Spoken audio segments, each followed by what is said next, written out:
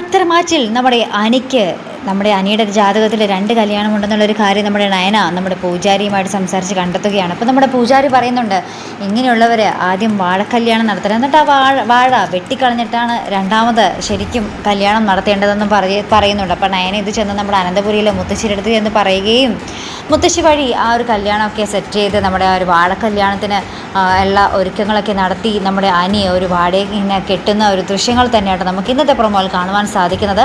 എന്തായാലും പത്തരമാറ്റിൽ ഒരു കഥ മറിയുന്നൊരു അവസ്ഥ തന്നെ നമുക്ക് ഇന്നത്തെ പ്രൊമോയിൽ കാണുവാൻ സാധിക്കും കേട്ടോ. ഇനി ഈ ഒരു കല്യാണം കഴിയുമ്പോൾ നമ്മുടെ അനി തുറന്ന് പറയുമോ നമ്മുടെ നന്ദുവിനെ കെട്ടിയാൽ മതി എന്നുള്ളൊരു കാര്യം നമ്മുടെ അനി തുറന്ന് പറയുമോ? നമ്മുടെ അനി ആരെയായിരിക്കും കെട്ടാൻ പോകുന്നത്? ഇപ്പോൾ കുറേ ദിവസമായി നമ്മുടെ കല്യാണം വരുന്നു എന്ന് പറയുന്നത്, അതിനുള്ള ഒരുക്കങ്ങളും തുടങ്ങിയിട്ട് കുറേ ദിവസമായി. പക്ഷേ എന്നായിരിക്കും ആ കല്യാണം? അനി ആരെയായിരിക്കും കെട്ടാൻ പോകുന്നത്? കാത്തിരുന്ന് തന്നെ കാണാം. അപ്പോൾ ഇതുപോലുള്ള പ്രൊമോ റിവ്യൂസിനും എപ്പിസോഡ് റിവ്യൂസിനും ഒക്കെ നിങ്ങൾ മറക്കാത്ത ചാനൽ സബ്സ്ക്രൈബ് ചെയ്യുക. അടുത്തൊരു വീഡിയോ വരുന്നത് വരയ്ക്കും ഗുഡ് ബൈ.